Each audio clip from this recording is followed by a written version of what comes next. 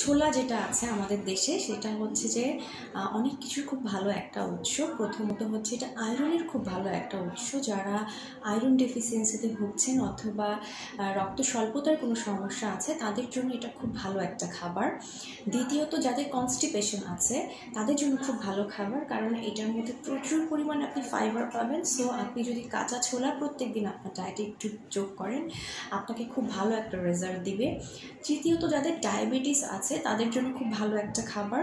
তাদেরকে অবশ্যই আমি বলবো যে ব্রেকফাস্ট, লাঞ্চ অথবা ডিনার, এই মেইন তিনটে খাবারের যে কোনো একটাতে অবশ্যই যেন ছোলার সালাডটা অ্যাড করে, ভাত বাদ দিয়ে। এবং 4 নম্বর যেটা, সেটা হচ্ছে এটা ম্যাগনেশিয়ামের খুব ভালো উৎস।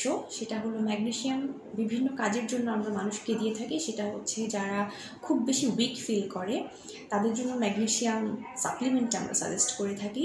এছাড়া যারা ভীষণ রকম ডিপ্রেশন, অ্যাংজাইটিতে ভুগে থাকে, স্ট্রেসে ভুগে থাকে তাদের জন্য ম্যাগনেশিয়াম সাপ্লিমেন্ট আমরা সাজেস্ট করে থাকি।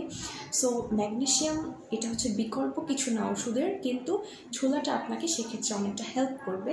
সো ছোলাটা আমরা ভুনা, কাঁচা, সালাদ যে কোনো ফর্মেই তেল দিয়ে আমরা খেতে পারবো।